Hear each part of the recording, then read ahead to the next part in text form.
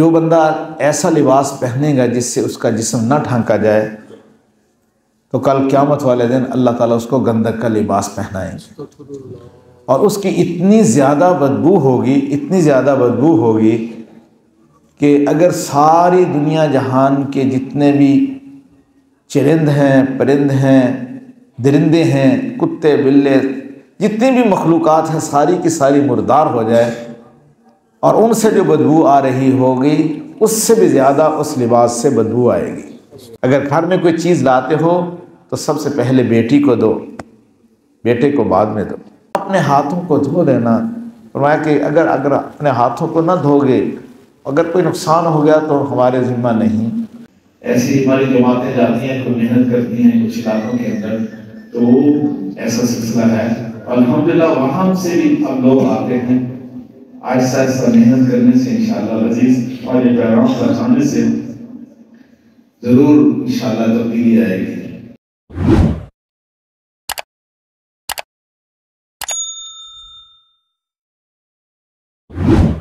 اللہ کے پیارے حبیب صلی اللہ علیہ وسلم نے مجھے اور آپ کو اللہ رب العزت کا در بھی دکھایا اور جینے کا طریقہ اور سلیقہ بھی سکھایا۔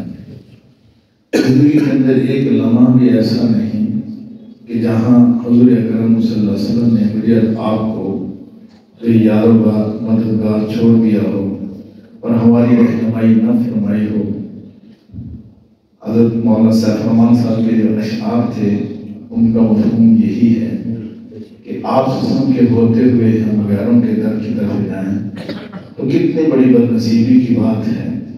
لیکن آج بڑے افسوس کی بات ہے، شادی کے موقع پر تو خاص طور پر ہم حضور اکرم صلی اللہ علیہ وسلم کے طریقوں کو گھر سے دھکے دے دیتے ہیں، نکال دیتے ہیں۔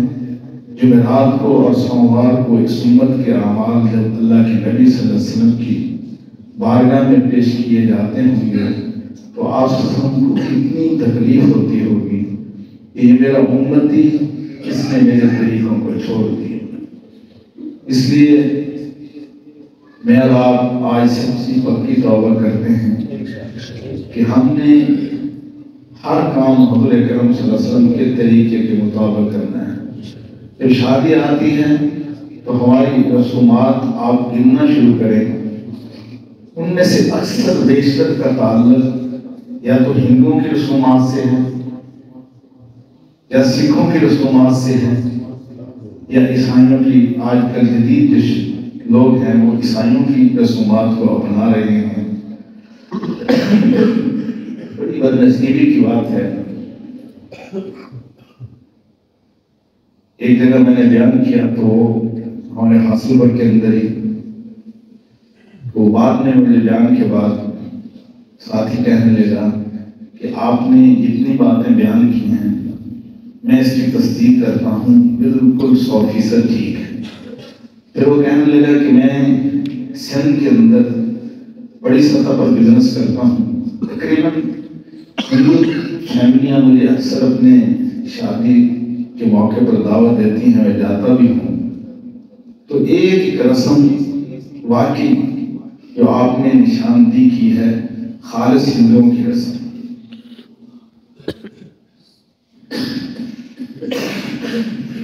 یہ پیلا دوپٹہ اور خاص طور پر یہ مہندی کی ایک رسم جو آئی ہے، یہ پیلے کپڑے اور یہ مہندی کی رسومات پتہ نہیں کتنی ابھی تو ذہن میں ہے نہیں کہ خالص ہندوؤں کی رسومات ہیں۔ اور یہ نیوتا جو ہے معذرت کے ساتھ ہمارے دینی بھائی بھی نا اس پہ بڑی غفلت کرتے ہیں۔ یہ قرض بھی ہے اور سود بھی ہے۔ اور مجھے آج تک کوئی بندہ ایسا نہیں ملا، میں نے بڑے انٹرویو کیے ہیں کہ جس نے اس کو یہ ایسا کرتے کہ بعد وہ خوش حال ہوا ہو، پریشان نہ ہوا ہو۔ کوئی ایسا بندہ آج تک ملا نہیں ہے۔ اگر آپ میں سے کوئی ہو تو شاید کہتا ہے جی ہمیں اتنی امید تھی، اتنے نہیں ہوئے۔ پہلے تو نظریں اللہ کے غیر میں لگ جاتی ہیں، پھر یہ ہے کہ ہم نے ان گناہگار آنکھوں سے دیکھا کہ کافی لوگ اٹھا کے آتے ہیں، جھگڑتے ہیں کہ میں نے تو آج سے 30 سال پہلے 100 روپے ڈالا تھا، آپ اتنے ہی لے رہے ہیں. یہ خود میں نے اپنی آنکھوں سے دیکھا. بعض کہتے ہیں کہ ہیلپ ہے، فلاں ہے، تعویلیں کرتے ہیں. نہیں، یہ بات ہمیں ماننی چاہیے. اب ان کو امید ہے کہ ہمیں پڑھا کر دیں. اگر اس حال میں بندہ مر گیا تو پھر کیا بنے گا؟ اس لیے میرے بھائی دوستو، میں نے اور آپ نے ہر کام اللہ کے حبیب صلی اللہ علیہ وسلم کے طریقے پر کرنا ہے.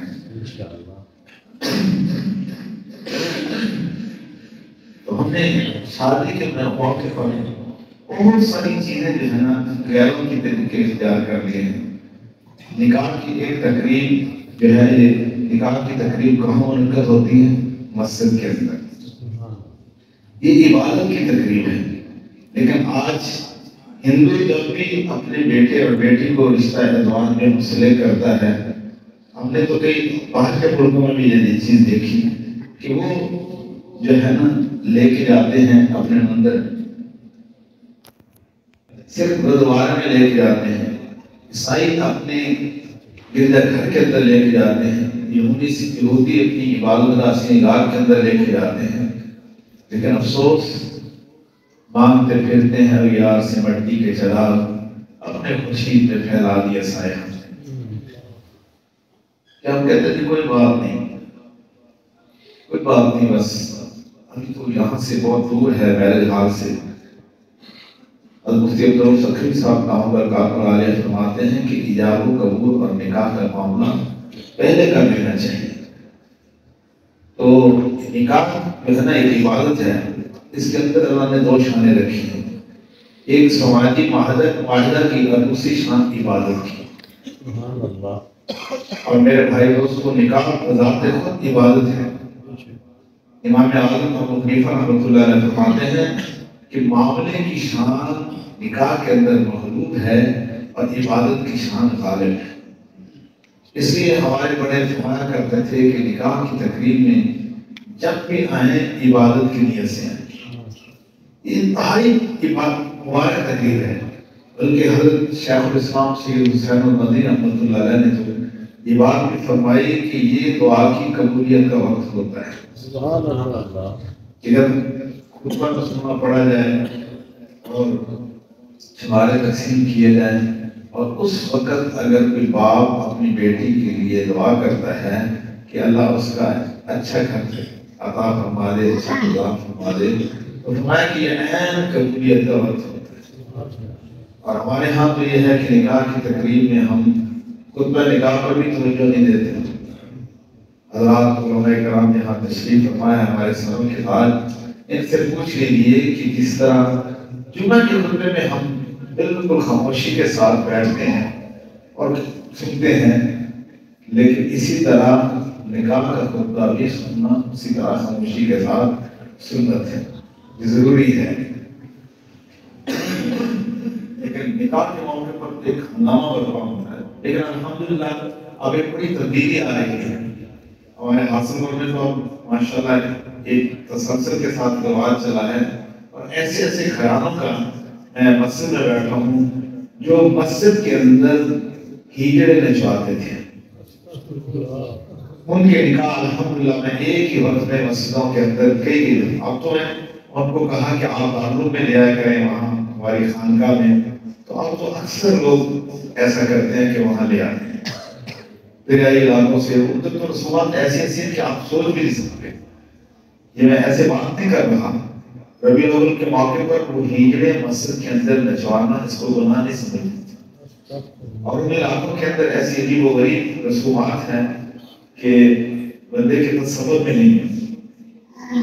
بلکہ میں ایسے کہہ سکتا ہوں کہ ہم نے افریقہ کے ملکوں میں بھی وہ چیزیں دیکھی.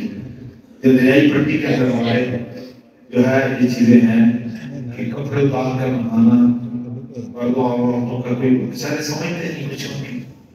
ایسی ہماری جماعتیں جاتی ہیں، کوئی محنت کرتی ہیں کچھ علاقوں کے اندر، تو ایسا سلسلہ ہے.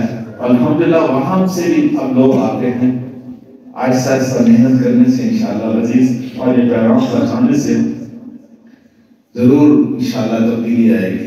پھر نکاح کے اندر جو ہے 3 آیات مبارکہ تلاوت کی گئی. اللہ کے نبی صلی اللہ علیہ وسلم نے تلاوت فرمائی. یہ تینوں کی تینوں آیات میں تقویٰ کا ذکر ہے. اور نکاح فطری خواہش پوری کرنے کا آسان طریقہ ہے۔ نکاح جتنا سستا ہوگا جو ہے زنا ختم ہوگا۔ آج ہم نے نکاح کو مہنگا کر دیا، اس لیے زنا آسان ہو گیا، اور یہ سارا نقصان یہ ہے۔ اس میں ہم سب فکر مند ہوں اور توجہ کریں۔ میرے بھائی دوستو، اللہ کے نبی صلی اللہ علیہ وسلم نے فرمایا برکت والا نکاح وہ ہے جس میں خرچہ کم ہو، اور وہ ولیمہ جس کے اندر غریب مسکین لوگ شرکت کرتے ہیں، وہ سب سے زیادہ اچھا ولیمہ ہے۔ میں آپ ہر کام پورے کرم کے طریقے کے مطابق انشاءاللہ کرنے کی کوشش کریں گے۔ ایک دفعہ رک جائیں گے کہ اللہ کے نبی صلی اللہ علیہ وسلم کا طریقہ کیا تھا۔ ہر کام آپ صلی اللہ علیہ وسلم کی یاد کے ساتھ جب کریں گے تو محبوب صلی اللہ علیہ وسلم کی محبت بھی ہمیں حاصل ہو جائے گی، اور پھر بہت ساری برکات ہوں گی۔ تو نکاح کے اندر سادگی کو ہم نے سامنے رکھنا ہے، اور اکثر ایسا ہوتا ہے کہ ایجاب و قبول میں تو بہت ہی غفلت ہوتی ہے، غیر محرم لوگ ہی چل پڑتے ہیں۔ اس پہ بھی ہمیں فکر مند ہونا چاہیے۔ ماشاءاللہ کئی علاقوں میں تو یہ ہے نکاح خاں صاحب خود تشریف لے جانے کی کوشش کرتے ہیں۔ 2-3 کا تو میں نے ہاتھ پکڑا، میں نے کہا آپ کہاں جا رہے ہیں؟ نکاح تو میں پڑھانے کے لیے نہیں، میں نے دستخط کروانے۔ میں نے کہا آپ کو دستخط کروانے کی ضرورت نہیں۔ 1-2 دفعہ تو کافی، انہوں نے کہا جی یہ ضروری ہوتا ہے رجسٹر کا۔ رجسٹر تو ہم خود نہیں رکھتے، اس لیے کہ یہ عبادت کی تقریب ہے اور خالص اس رضا اللہ کو راضی کرنے کے لیے۔ تو یہ بھی ایک ایجاب و قبول میں ہم خود اس کا سوچیں کہ پہلے سے انتظام کر لیا جائے، والد ہے، بھائی ہے، جو محرم رشتہ ہے، تو نکاح خاں صاحب کو نہ جانے دیا جائے۔ کتنا بڑا گناہ ہوتا ہے یہ، گناہ کبیرہ ہے، اور ایسا گناہ ہے جس کی وجہ سے اللہ ایمان کی دولت کو بھی چھین لیتا ہے، اور ہم اس کو گناہ بھی نہیں سمجھتے۔ اور اس موقع پر ہم ہر طرح سے کوشش کریں کہ اللہ اور اس کے رسول صلی اللہ علیہ وسلم کو راضی کرنے کی کوشش کریں۔ تو انشاءاللہ اس کی کوشش کریں گے نا۔ تو اللہ کے حبیب صلی اللہ علیہ وسلم نے مجھے اور آپ کو بیت الخلاء میں جانے کا طریقہ بتایا، بیت الخلاء سے باہر آنے کا طریقہ آپ صلی اللہ علیہ وسلم نے ارشاد فرمایا۔ اللہ کے نبی صلی اللہ علیہ وسلم نے فرمایا کہ جب تم چاقو چھری کسی کو پکڑاتے ہو تو کاٹنے والا حصہ اپنی طرف کرو، اور جو دستی والا اپنے جس مسلمان بھائی کو پکڑا رہے ہو اس کو اس کی طرف کرو۔ اللہ کے نبی صلی اللہ علیہ وسلم نے فرمایا جب تمہارے کپڑے پھٹ جاتے ہیں تو ان کے پہنے سلائی نہ کرو، ان کو اتار کے کرو، کہیں یہ نہ ہو کہ تمہیں سوئی نہ چبھ جائے۔ پھر اللہ کے نبی صلی اللہ علیہ وسلم نے فرمایا جس چھت پہ تم سوتے ہو اگر اس کی منڈیر نہیں ہے تو وہاں نہ سونا، کہیں یہ نہ ہو کہ رات کو تم نیند کی حالت میں چل پڑو اور تم گر نہ جاؤ، تمہارا نقصان نہ ہو جائے۔ اللہ کے حبیب صلی اللہ علیہ وسلم نے فرمایا جس برتن میں تم پانی پیتے ہو جہاں سے وہ ٹوٹا ہوا ہے وہاں لب لگا کر پانی نہ پینا، کہیں یہ نہ ہو کہ تمہارے ہونٹ زخمی ہو جائیں۔ اللہ کے نبی صلی اللہ علیہ وسلم نے فرمایا کہ جس بستر پر تم سونے کے لیے آتے ہو اس کو 3 بار جھاڑ لینا، کہیں یہ نہ ہو کہ بستر پر کوئی ایسا کیڑا مکوڑا ہو جو تمہیں نقصان نہ دے، ڈس نہ لے۔ اللہ کے نبی صلی اللہ علیہ وسلم نے فرمایا کہ جب تم رات کا کھانا کھانا اور اپنے ہاتھوں کو دھو لینا، فرمایا کہ اگر اپنے ہاتھوں کو نہ دھو گے، اگر کوئی نقصان ہو گیا تو ہمارے ذمہ نہیں۔ ہمارے استاد جی تھے، وہ فرماتے ہیں کہ ہم خطابت کا کورس کرنے کے لیے لاہور گئے تو ہمیں پڑھانے کے لیے پروفیسر یوسف سلیم چشتی صاحب آتے تھے جو علامہ اقبال رحمۃ اللہ علیہ کے ساتھیوں میں سے تھے۔ تو جب وہ تشریف لائے تو انہوں نے کہا کہ دیکھو میری انگلی کی طرف، ہم نے دیکھا تو انگلی پہ پٹی بندھی ہوئی تھی۔ فرمانے لگے کل جب میں پڑھانے کے لیے آیا تھا تو میری انگلی بالکل ٹھیک تھی، رات میں نے سنت کی خلاف ورزی کی، جب میں نے رات کا کھانا کھایا اور کھانا کھانے کے بعد ہاتھوں کو نہ دھویا اسی طرح ہی میں سو گیا، میرے اس انگلی پر گھی کی چکناہٹ لگی ہوئی تھی، گھر سے ایک چوہیا نکلی، اس نے اس کی خوشبو کو سونگھا اور میری انگلی کو کاٹ لیا۔ کرتا رہا میں محسن انسانیت کی نقل، کرتا رہا میں محسن انسانیت کی نقل، احسان اپنے آپ پہ کرتا چلا گیا۔ اللہ کے نبی صلی اللہ علیہ وسلم جب تم پانی پینا تو اس کو دیکھ کر پینا۔ ہندوستان کا ایک واقعہ ایک علاقے کے اندر جماعت گئی تو وہاں ایک چھوٹا بچہ ہندو مسلمان بچے کے ساتھ مسجد میں آ گیا، تو جو بھائی بیان فرما رہے تھے وہ نبی پاک صلی اللہ علیہ وسلم کی سنتیں، پانی پینے کی سنتیں بیان فرما رہے تھے۔ تو سب سے انہوں نے بتایا کہ جب آپ ہم پانی پیتے تھے تو دیکھ کر پیتے تھے۔ اس بچے نے بھی یہ بات سنی، رات کو جب اس کو پیاس لگی تو اس نے اپنی والدہ سے کہا کہ امی مجھے پانی لا کر دو۔ ماں اٹھی اور برتن میں پانی لے کے آئی اور بیٹے کو پکڑا دیا۔ اب یہ بچہ بیٹھا ہوا کہتا امی لائٹ جلاؤ پھر میں پانی پیوں گا۔ ماں کہنے لگی بیٹا میں نے آپ کو برتن تو ہاتھ میں پکڑا دیا، اتنی لائٹ جلا کے آؤ۔ ماں لائٹ جلا کے برتن لینے کے لیے اس بچے کے پاس آئی تو اس نے جب پانی پینے سے پہلے برتن کے اندر دیکھا تو ایک بڑا بچھو تھا۔ اب اس نے کہا کہ امی پانی کے اندر دیکھو۔ جب دیکھا تو ماں نے کہا کہ یہ تو بڑا بچھو ہے، تو کہا کہ بیٹا یہ آپ نے پانی پینے کا طریقہ کہاں سے سیکھا ہے؟ تو اس بچے نے کہا کہ امی میں جماعت آئی تھی محلے کے اندر، فلاں مسلمان دوست کے ساتھ مسجد میں گیا تھا، وہاں جو بزرگ بیان فرما رہے تھے تو وہ بتا رہے تھے کہ مسلمانوں کے نبی پاک صلی اللہ علیہ وسلم جب پانی پیتے تھے تو دیکھ کر پیتے تھے، تو میں وہاں سے سیکھ کر آیا ہوں۔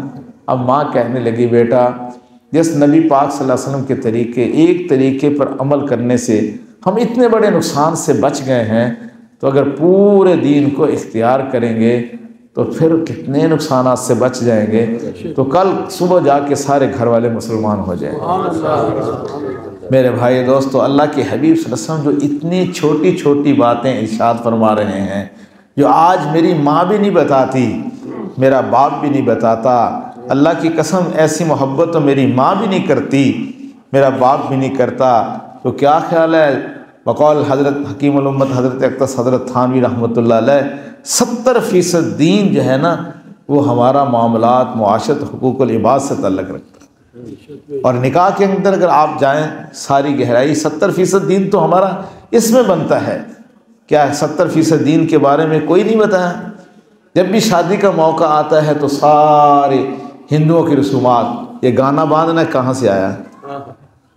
خالص ہندوؤں کی رسم ہے، اور پھر ہمیں اس بات پہ افسوس بھی نہیں ہوتا۔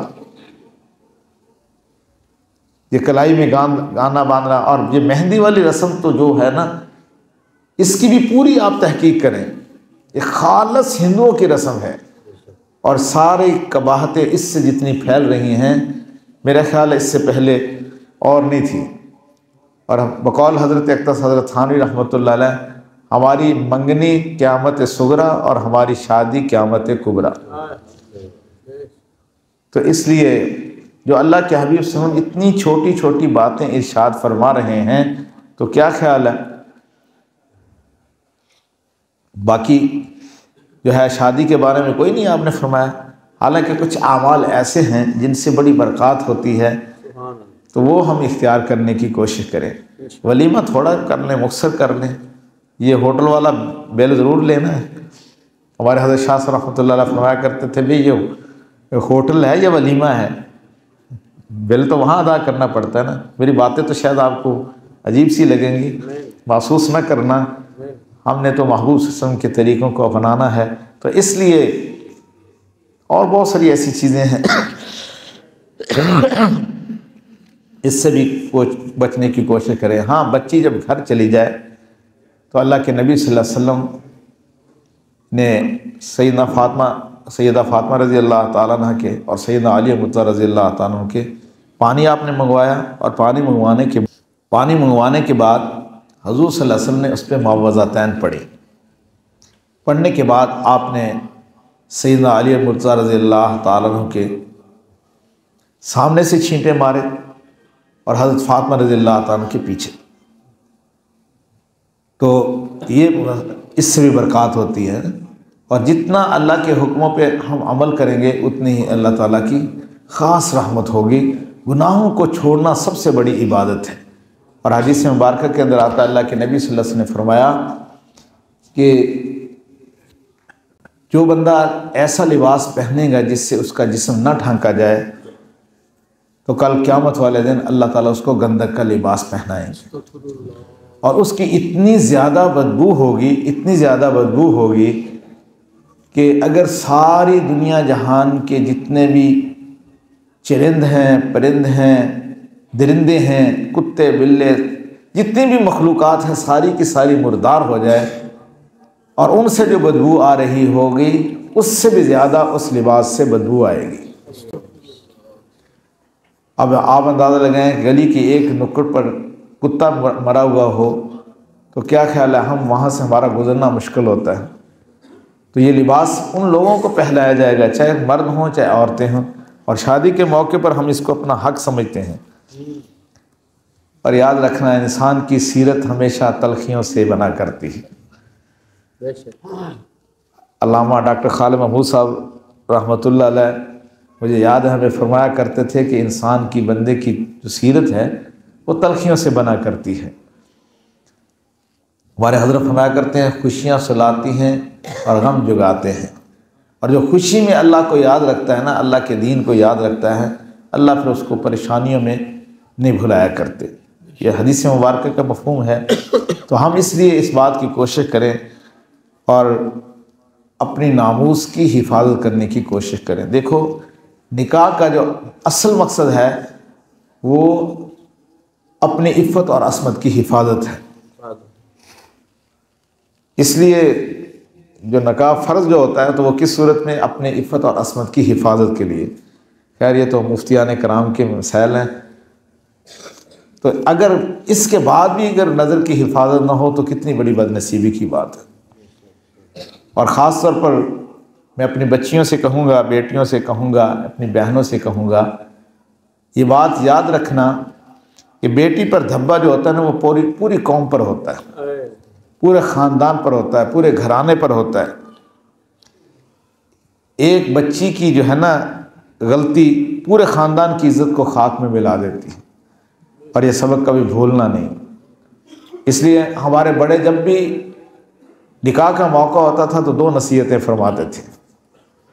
ایک بچی کے لیے یہ تھا کہ اپنی زبان کی حفاظت کرنا، اور بچوں والوں کے لیے ہمیشہ لڑکے والوں کو کہ آپ نے بدگمانی نہیں کرنی۔ ویسے بھی اللہ نے جو بولنے کی صلاحیت عورت کو دی ہے وہ ڈبل دی ہے۔ آپ نے دیکھا ہوگا چاہے بالکل ان پڑھ بھی ہو نا، اگر بندے کے ساتھ وہ اگر فی البدی جواب دینے بھی آئے تو اس سے زیادہ آگے فی البدی جواب نہیں دے سکتا۔ اللہ نے اس کو بولنے کی صلاحیت ڈبل دی ہے۔ تو زبان کی حفاظت سے جو ہے نا بہت سارا فائدہ ہوتا ہے۔ اس لیے اللہ کے نبی صلی اللہ علیہ وسلم نے فرمایا یا معاذ اس بات کو تو یاد رکھنا، پورے دین کا خلاصہ یہ ہے کہ تو اپنی زبان کو پکڑ کر رکھنا۔ فرمایا زبان کی حفاظت کرنے والا بندہ بہت اونچے درجات پہ ہوتا ہے۔ تو زبان کی حفاظت بچیوں کو کرنا چاہیے۔ اور یہ بھی بات یاد رکھنا عورتیں کسی بھی قوم ملک کی عزت کا نشان ہوتی ہیں، اور یہ یاد رکھنا کیونکہ ہماری خواتین بہنیں بیٹیاں بھی آئی ہوئی ہیں، مال کا ڈاکو اسلحہ لے کر آتا ہے، مال کا ڈاکو اسلحہ لے کر آتا ہے، اور عزت کا ڈاکو محبت کے جو ہے نا وہ بول لے کر آتا ہے۔ بڑے میٹھے میٹھے بول بولے جاتے ہیں، کیونکہ بچیوں کے اندر اللہ نے قدرتی طور پر نرمی رکھی ہوتی ہے، اور یہ محبت کے بول جب کئی لوگ تو بھائی بن کے کسائی بنتے ہیں نا، تو ہم نے ان چیزوں سے بچنے کی کوشش کرنی ہے۔ اور میڈیا جو ہے نا یہ بندے کو راستے سے بھٹکاتا ہے، اس صورت کے اندر بھی ہو تو اس سے بچنے کی کوشش کریں۔ ماشاءاللہ مجھے بڑی خوشی ہوئی، ہمارے ایک دوست ڈاکٹر صاحب ہیں تو دونوں میاں بیوی بڑے زبردست ہیں، اور بھی بہت سارے ایسے پڑھے لکھے لوگوں سے واسطہ بہت سارے واقعات ہیں۔ تو مجھے وہ کہنے لگے کہ میری بیٹی پیدا ہوئی ہے تو ہم دونوں میاں بیوی بڑی اوپرلی سطح کے وہ لوگ ہیں، باہر بھی ان کا جانا آنا، تو ہم اپنا موبائل جو ہے نا ٹچ موبائل وہ رکھنا ہماری مجبوری ہے، ہم اس کو دوسرے کمرے میں رکھتے ہیں۔ جب ہم اپنی بیٹی کے پاس آتے ہیں تو ہم بالکل یا تو وہ نمبروں والا رکھا ہوا ہے وہ ہمارے پاس ہوتا ہے، نہیں تو ہم ویسے آتے ہیں۔ ہم نے ایک دفعہ بھی جب سے بچی پیدا ہوئی ہے، مجھے بتایا 2 سال کی پتہ نہیں کتنا ہو گیا، تو ایک دفعہ بھی بچی کو وہ ٹچ موبائل ہم نے دیکھنے نہیں دیا کہ اس کا اثر بچی پر نہ پڑے۔ اور ویسے تو اس کو سائنس بھی یہی کہتی ہے نا کہ بچہ 3 مہینے کا جو بچہ ہر بات سن رہا ہوتا ہے۔ میں نے ڈاکٹروں سے اس بات کو پھر تصدیق بھی کی۔ خیر ہمارے حضرت جی کی تحقیق بہت آگے کی تحقیق ہے، حضرت کی جو کتاب ہے تربیت اولاد، اس میں ہم خود وہاں زمبیا میں بھی موجود تھے جب حضرت کے یہ بیانات ہوئے۔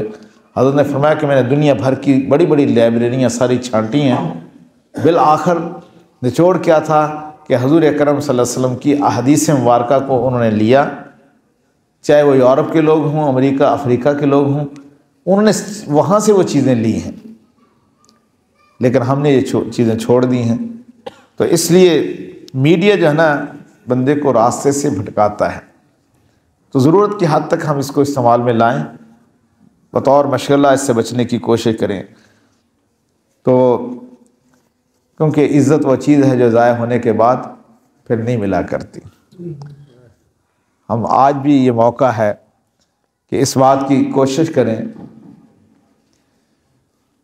کہ اپنی سیرت کو نکھاریں، سیرت کی تعمیر کریں۔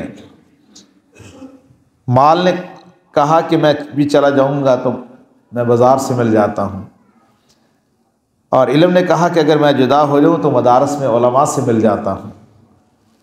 عزت خاموش کھڑی تھی، مال نے علم نے پوچھا کہ تو کیوں نہیں بتاتی؟ تو اس نے کہا جب میں چلی جاتی ہوں تو واپس نہیں آیا کرتی۔ تو اس لیے اس وقت جو سب سے بڑا گناہ ہو رہا ہے وہ کیا ہے؟ شرک کے بعد سب سے بڑا گناہ بچوں کی دینی تربیت نہ کرنا ہے۔ میں تو اپنی بات کرتا ہوں، ہم لوگ بھی مشغولیت کے بہانے بنا لیتے ہیں اور بہت ساری چیزیں، تو اس لیے کل ہم سے پوچھا بھی جائے گا، یہی بہن یہی بیٹی ہمارا دامن پکڑے گی۔ آپ یونیورسٹی بھیجتے تھے، کالج بھیجتے تھے، آپ نے کبھی دین کی تعلیم کے لیے تو ہمیں نہیں بھیجا نا، ہم نہیں بچ سکیں گے۔ میں پردہ نہیں کرتی تھی تو کبھی مجھے روکا ٹوکا نہیں تھا، اگر سالن میں تھوڑا سا نمک زیادہ ہوتا تو اس پہ آپ ناراض ہو جاتے تھے۔ اس پہ تو واقعی ہم ناراض ہوتے ہیں، لیکن ان چیزوں کی طرف نہیں جاتے۔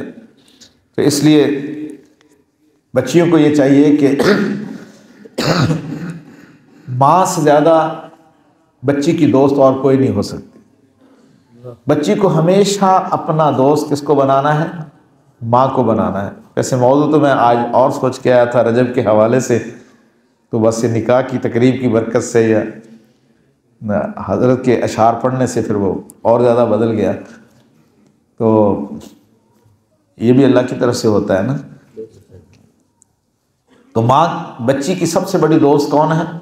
ماں ہے۔ تو بچی کو ہمیشہ اپنے دوست کس کو بنانا چاہیے؟ بچی کو۔ ایک بیٹی پریشان کھڑی تھی اور اس نے اپنا سر ماں کے کندھوں پہ رکھا۔ بیٹی نے کہا کہ ماں کب تک آپ مجھے کندھوں پر سر رکھنے دیتی رہو گی؟ تو اس نے کہا جب تک لوگ مجھے کندھوں پر لے کر نہیں جاتے۔ واقعی ماں کی جو محبت ہے نا اس کو کوئی نہیں پہنچ سکتا۔ جب یہ نعمت چھن جاتی ہے تو اس وقت قدر آیا کرتی ہے۔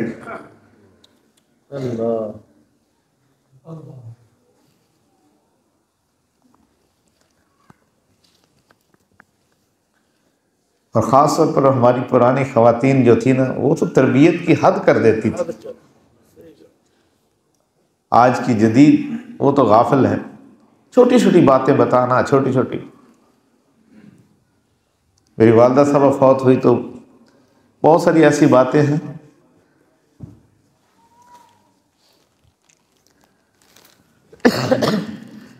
میں نے بتایا کہ والدہ صاحبہ کی طرف سے پابندی تھی کہ جب وہ گھر میں داخل ہونا، اگر کوئی گھر کی پریشانی والی بات ہے نا تو اس کو ایسے دبا جانا، ان کو نہ پتہ چلے، اس لیے کہ وہ دین کے کام میں پھرتے رہتے ہیں، کہیں یہ نہ ہو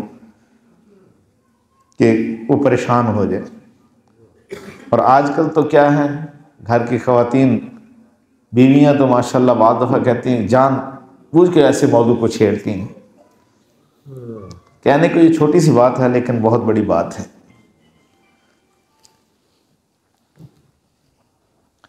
اکثر جوان بچیاں جب بیٹھتی ہیں نا، بچیاں ہمیشہ یہ دیکھنا چاہتی ہیں کہ ابو ہم سے کتنی محبت کرتے ہیں،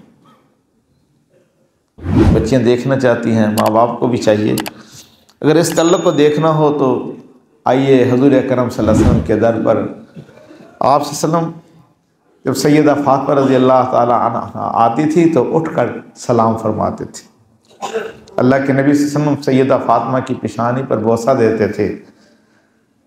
آج بڑا ڈھنڈورا پیٹا جا رہا ہے خواتین کے حقوق کے بارے میں۔ اللہ کی قسم، جو محبوب صلی اللہ علیہ وسلم نے خواتین کی اکرام اور تعظیم سکھائی ہے، وہاں تک تو کوئی سوچ بھی نہیں سکتا۔ بیٹی کی یہ عزت یورپ میں ملتی ہے۔ بیٹی کو اگر کسی چیز کی ضرورت ہو، کتنے مقدمات امریکہ کے اندر ہوئے ہیں، عدالتوں کے اندر ماں کہتی ہے کہ کاش میرا بیٹا کتوں کو ٹائم دیتا ہے کہ مہینے میں ایک دفعہ مجھ سے پوچھ لیا کرے کہ آپ کا کیا حال ہے۔ وہ کہتے ہیں ہم آپ کی بیٹے کو پابند نہیں کر سکتے، یہ عاقل اور بالغ ہے۔ آپ نے بھی دیکھا ہوگا، ہم جس کو اپنانا چاہتے ہیں، اب بیٹی کا مکان ہے، باپ کا مکان ہے، بیٹی کرائے پر رہ رہی ہے، ایک دن جو ہے نا زیادہ ہو جائے، کرایہ ادا نہ کرے تو باپ مکان اٹھا کے سامان اٹھا کے باہر پھینک دیتا ہے۔ میاں بیوی سالہ سال رہتے ہیں لیکن وہ سگریٹ پیتے ہیں، ایسی گندی عادتیں ہیں جو آج کل ہمارے بھی آتی جا رہی ہیں۔ اگر ایک کے پاس نہیں ہے بیوی کے پاس تو خاوند سے ادھار لیتی ہے، خاوند کے پاس نہیں تو بیوی سے ادھار لیتا ہے۔ اور یہاں کیا ہے، اللہ کے نبی صلی اللہ علیہ وسلم جب بھی سیدہ فاطمہ رضی اللہ تعالیٰ عنہ گھر میں آتی تو آپ صلی اللہ علیہ وسلم اٹھ کر ان کا استقبال فرماتے اور سلام فرماتے۔ اور جب بھی آپ صلی اللہ علیہ وسلم سفر سے واپس تشریف لاتے، حضور صلی اللہ علیہ وسلم پہلے مسجد تشریف لاتے اور پھر اس کے بعد اللہ کے نبی صلی اللہ علیہ وسلم سب سے پہلے اپنی بیٹی سیدہ فاطمہ رضی اللہ عنہ کے گھر جاتے، اور آپ صلی اللہ علیہ وسلم سیدہ فاطمہ کھڑے ہو کر استقبال فرماتی، اللہ کے نبی صلی اللہ علیہ وسلم ان کی پیشانی کو بوسہ دیتے۔ تو ہم بھی باپ ہیں، ہمیں بھی یہ محبت کرنی چاہیے۔ اور اللہ کے نبی صلی اللہ علیہ وسلم فرمایا اگر تم ایک بچے کو بوسہ دیتے ہو تو پھر سب کو دو۔ کیسا پیارا اللہ نے ہمیں دین دیا ہے۔ فرصت زندگی کم ہے محبتوں کے لیے، لوگ کہاں سے ڈھونڈتے ہیں وقت نفرتوں کے لیے۔ اللہ کے نبی صلی اللہ علیہ وسلم نے فرمایا جب خاوند گھر میں داخل ہوتا ہے اور اپنی بیوی کو مسکراتے چہرے سے سلام کرتا ہے، بیوی خاوند کے سلام کا جواب مسکراتے چہرے سے دیتی ہے، تو اللہ رب العزت ان دونوں کو دیکھ کر مسکرا رہے ہوتے ہیں کہ میری اس بندی اور میرے بندے کا تعلق میری وجہ سے بنا۔ یہ کلمے کی نسبت ہے نا، دو بولوں کے اقرار سے۔ جب تک بکے نہ تھے کوئی پوچھتا نہ تھا، جب تک بکے نہ تھے کوئی پوچھتا نہ تھا، اے اللہ تو نے خرید کر انمول کر دیا۔ دو بولوں کے اقرار سے پہلے اس کو دیکھنا بھی گناہ کبیرہ تھا، اب اس کو دیکھنا کتنی بڑی عبادت بن گئی۔ اللہ کے نبی صلی اللہ علیہ وسلم فرمایا تم میں سب سے زیادہ اچھا وہ ہے جو اپنے گھر والوں کے ساتھ اچھا۔ فرمایا میں تم میں سب سے زیادہ اپنے گھر والوں کے ساتھ اچھا۔ آپ نے یہ نہیں فرمایا کہ جو بندہ ساری رات مصلی پہ کھڑا رہتا ہے وہ سب سے زیادہ اچھا ہے، کہ اور چیز کو معیار نہیں بنایا۔ ہمارا بھی واقعی یہ حال ہے نا، باہر تو بڑے اچھے اخلاق ہوتے ہیں، گرم پئیں گے ٹھنڈا پئیں گے، گھر میں آتے ہی پارا چڑھ جاتا ہے، کہتے ہیں جی حضرت کو جلال آیا ہوا ہے۔ جلال نہیں آیا ہوا، غصہ آیا ہوا ہے۔ یہ بھی ایک نیا ایک طریقہ ہے۔ اب غیبتیں کر رہے ہیں تو کہتے ہیں نہیں گپ شپ ہو رہی ہے۔ شیطان نے اس کو بھی بڑا بدل کے رکھ دیا۔ جلال آیا ہوا، سبحان اللہ۔ جلال، یہ جلال ہوتا ہے؟ یہ تو نفس کی خواہشات ہیں نا۔ تو جب بھی انشاءاللہ ہم گھر جائیں گے تو گھر مسکراتے چہرے سے گھر والوں کو سلام کریں گے۔ اور اپنی خواتین بہنوں بیٹیوں سے بھی بات کرتا ہوں کہ جب خاوند گھر میں آئے تو آپ بھی مسکراتے چہرے سے سلام کیا کریں۔ یہ نہیں کہ بس ہمارے حضرت دامت برکاتہ العالیہ سے بیعت کا تعلق تھا، کراچی کے ایک جوڑا تھا میاں بیوی، آج بھی حضرت کراچی میں نکاح پڑھا رہے تھے شیخ الاسلام مفتی تقی عثمانی صاحب. تو اب انہوں نے جی حضرت کو فون کیا کہ حضرت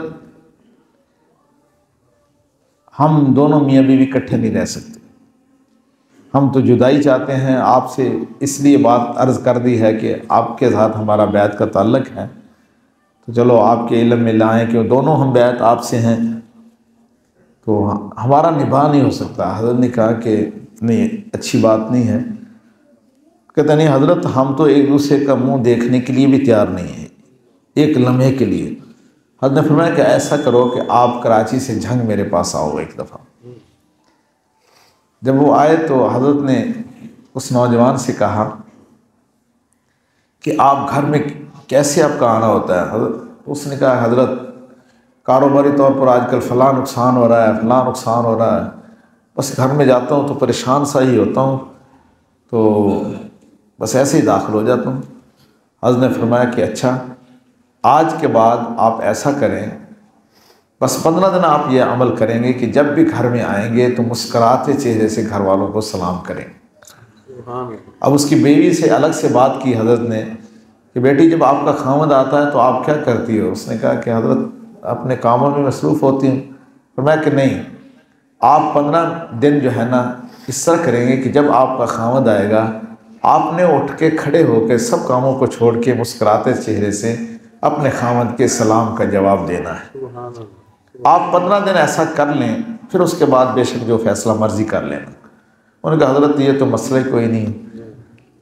اب یہ گئے تو ابھی 8 دن گزرے تھے تو ان دونوں نے فون کیا کہ حضرت ہم ایک دوسرے سے جدا ہونے کا سوچ بھی نہیں سکتے. یہ سنت کی برکات ہے. ہمارا ایک گاؤں ہے قریب ہی، نام میں اس لیے نہیں لیتا مناسب نہیں، تو وہاں بچی تھی پڑھی لکھی، اس کو طلاق ہو گئی، اس کی والدہ ہیڈ مسٹرس تھی، تو وہ پریشان تھی تو کمرے میں گئی تو ایک کتاب اس نے اٹھائی، ہمارے حضرت کی کتاب تھی مثالی ازدواجی زندگی. تو اس کو جب پڑھنا شروع کیا حضرت نے اس میں دونوں کے لیے لکھا ہے، خاوند کے لیے بھی بیوی کے لیے بھی کس طرح زندگی گزارنی ہے.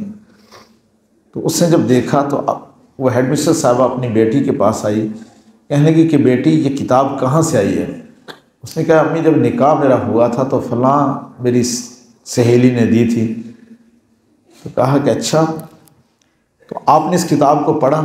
کہتے نہیں میں نے تو دیکھا ہی نہیں، اس کو الماری میں رکھ دی تھی. تو وہ کہنے لگی کہ کاش اگر آپ اس کو پڑھ لیتی تو شاید آج ہمیں یہ پریشانی نہ ہوتی. اس کے اندر ایسی باتیں ہیں، تو اس لیے ہم اس بات کی کوشش کریں، اگر باپ ہیں تو ہم اللہ کے محبوب صلی اللہ علیہ وسلم کی سنت پر عمل کریں کہ بیٹی کو سلام کریں، اور بیٹی جب بھی آئے تو اللہ کے نبی صلی اللہ علیہ وسلم کی سنت پر عمل کرتے ہیں اٹھ کر سلام کا جواب دیں. اور بیٹیاں بھی ایسی ہوتی تھی. سیدہ فاطمہ رضی اللہ تعالیٰ نے سب کے لیے ایک روٹی بنائی، جب روٹی کھانے لگی تو روٹی کے 2 حصے کیے، آدھا حصہ جو ہے خود کھا لیا اور آدھا ابا حضور صلی اللہ علیہ وسلم کی خدمت میں بھجوا دیا. نبی پاک صلی اللہ علیہ وسلم نے وہ روٹی کا ٹکڑا اپنے منہ میں ڈالا اور فرمایا کہ قسم ہے اس ذات کی آج مجھے 3 دن ہو چکے ہیں کہ میرے پیٹ میں کوئی نوالا بھی نہیں گیا. اور اللہ کے نبی صلی اللہ علیہ وسلم بیٹی کا کس طرح اکرام فرما رہے ہیں، اور بیٹی کھانا کھانے لگی تو اللہ کے نبی صلی اللہ علیہ وسلم کو یاد رکھا. ہمیں بھی ایسا ہی باپ بننا چاہیے، حضور اکرم صلی اللہ علیہ وسلم کی اسوہ حسنہ پہ عمل کرتے ہوئے. اور اسی طرح اللہ کے نبی صلی اللہ علیہ وسلم کے پاس آپ کو بہت بھوک تھی، ایک صحابی کے پاس گئے کھانے کے لیے، تو پھر آپ نے فرمایا کہ دیکھو نہیں معلوم میری بیٹی نے کچھ کھایا ہے یا نہیں، تو میری بیٹی کو یہ چیز پہنچا دو، یعنی کہ روٹی پہنچا دو. اب جب روٹی سیدہ فاطمہ رضی اللہ تعالیٰ کو پہنچائی گئی تو آپ بھی تو اسی طرح بھوکی تھی نا. تو ہم اس بات کی پوری کوشش کریں گے، حضور اکرم صلی اللہ علیہ وسلم کے اسوہ حسنہ کے مطابق زندگی گزارنے کی کوشش کریں گے. اللہ کے نبی صلی اللہ علیہ وسلم نے فرمایا جب اس دنیا سے آنا تو اچھے اخلاق چھوڑ کے آنا اور اپنی بیوی کے ساتھ اچھا سلوک کرنا، اور میں اس کے گھر کی دیوار اور میرے گھر کی دیوار ساتھ ساتھ ہو.